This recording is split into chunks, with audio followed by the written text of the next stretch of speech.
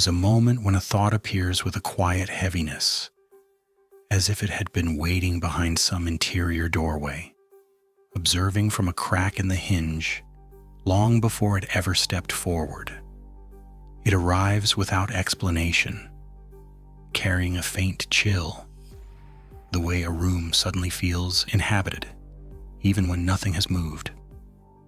It comes with a peculiar familiarity, yet there is something in its shape, in the way it settles into the mind, that feels slightly misaligned. A small shift in the air around it reveals its strangeness. Its texture doesn't echo the usual patterns. Its weight doesn't land in the places where thoughts typically rest. It feels like an object lifted from someone else's memory and placed carefully into the center of the psyche, where it waits to be recognized, or perhaps obeyed, though it never says a word. In the beginning, it is easy to pretend it's harmless. Every mind encounters odd flickers, stray reflections from forgotten hours. But this one lingers. It hovers beneath the surface, too patient, too still, almost listening. And the more attention it receives, the more it presses outward, as if wanting to stretch the boundaries that hold it. There is a faint pull toward examining it, circling around its edges, trying to understand the strange angle from which it entered. It feels like touching the fabric of an unfamiliar garment in a dim room, uncertain if it belongs to oneself or if it was left behind by someone who stepped through briefly and departed without closing the door. Something in its presence begins to loosen the borders between what is known and what merely appears to be known. At first, it's just a subtle unease, a quiet sense that the mind is not arranged exactly as it was before. Thoughts that once aligned neatly along familiar pathways now drift slightly out of sequence, as if pushed by an unseen current. They resist settling. They hesitate before forming. The new thought seems to watch them, waiting for them to shift enough to allow it deeper access. And gradually, the mind begins to make room for it, carving out a shape where it can sink its roots into the softer layers beneath awareness. It becomes difficult to recall when this presence first formed. Every attempt to trace its origin leads to a blurred outline, as though the memory of its arrival has been gently smudged.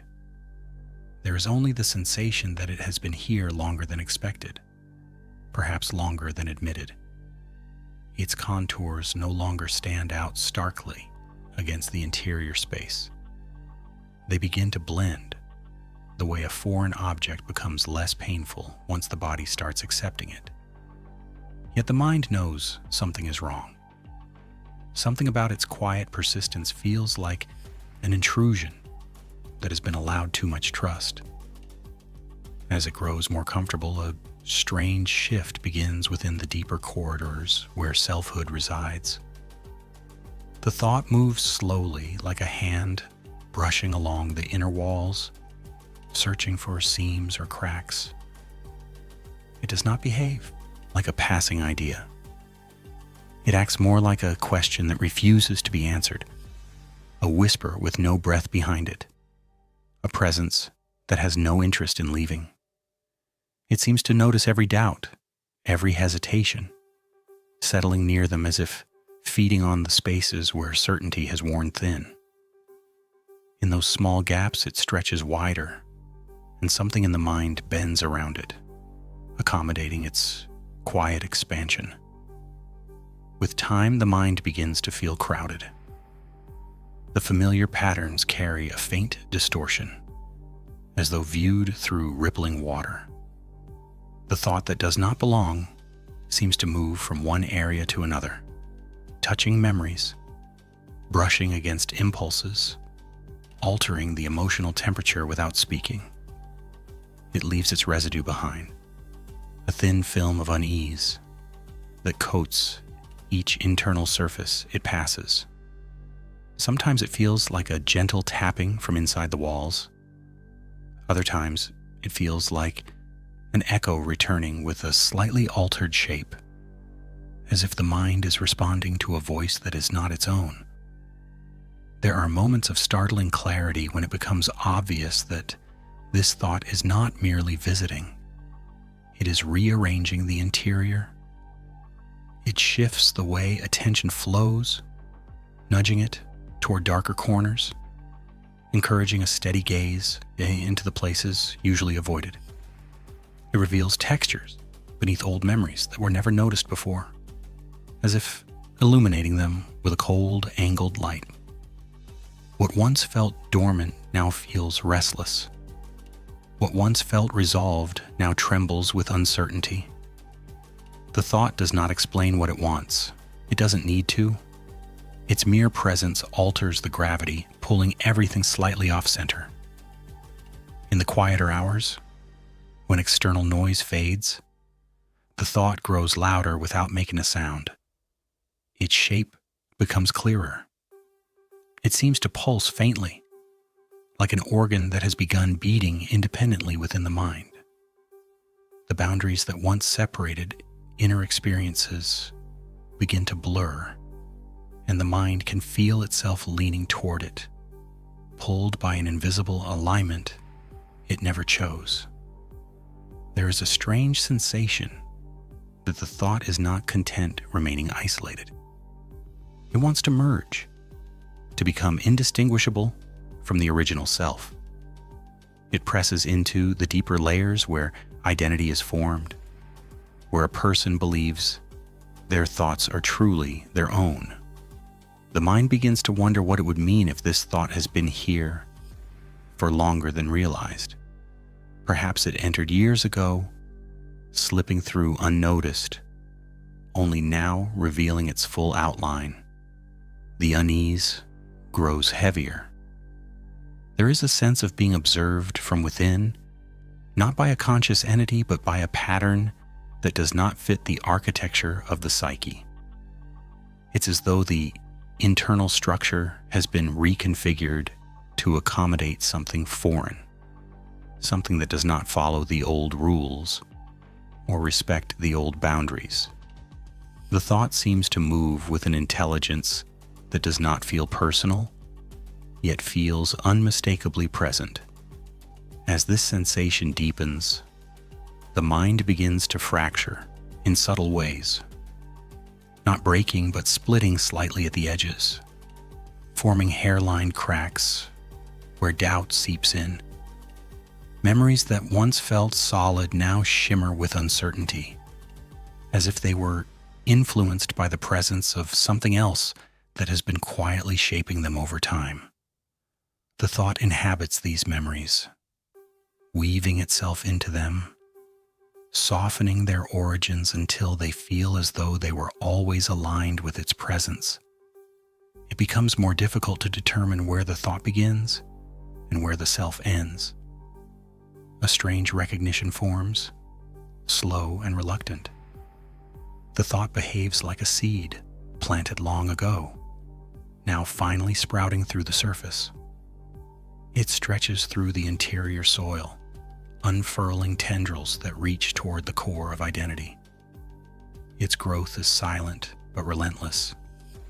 It pulls at buried fears, awakening them with a kind of cold curiosity.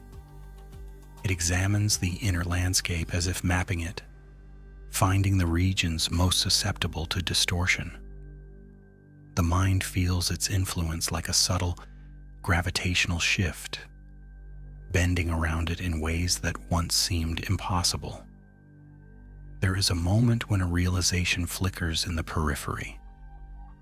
The thought has begun to alter the reflection of the self from inside, not dramatically, but with quiet precision, like adjusting the angle of a mirror until the reflection becomes slightly unfamiliar. The internal voice that once felt consistent now carries an undertone that was never there before. It sounds like a blend, a merging of two frequencies into one. It becomes increasingly difficult to discern which impressions originate from old patterns and which are shaped by the presence that has taken root. As the mind descends deeper into this altered state, a strange duality forms. On one level, there is an awareness that the thought is foreign. On another, there is an eerie acceptance, as though part of the psyche has begun to adapt to its presence, building new pathways around it. The mind becomes a labyrinth where familiar corridors twist unexpectedly, leading into regions where the intruding thought seems to pulse with quiet satisfaction. It begins influencing the direction of wandering reflections, guiding them gently into its orbit. The internal world feels different now, heavier, softer, more fragile. There is a sense of drifting through layers that once felt solid, now dissolving into fluid shapes that rearrange themselves without warning. The thought moves through these layers like a shadow sliding beneath the surface, altering textures as it passes. It whispers doubt into certainty. It stains clarity with a faint haze. It leans into the weakest points of selfhood, pressing until they give slightly under its weight. And each surrender deepens its presence. Eventually, the mind begins to sense that the thought does not intend to leave. It has taken residence, embedding itself into the architecture, becoming a quiet force that influences every shift in perception. The internal space reshapes around it, embracing it as though it were always meant to be there. Yet the silent knowledge remains that this presence is foreign, something borrowed, something that slipped into the psyche without permission. It carries the echo of an origin that isn't connected to the inner life it now inhabits. The thought continues expanding, merging deeper into the inner currents, dissolving the boundaries that once defined the edges of selfhood. It moves slowly, meticulously, threading itself into the fabric of identity, weaving its patterns through every layer it touches. And as it settles deeper, the mind feels the last remnants of separation begin to thin. The internal voice grows quieter, overshadowed by a presence that now feels indistinguishable from the self, even as a faint internal tremor whispers that something within has shifted irreversibly as the thought continues sinking, reshaping, hollowing, filling, until all that remains is the soft impression of its pulse pressing gently against the diminishing edges of what once felt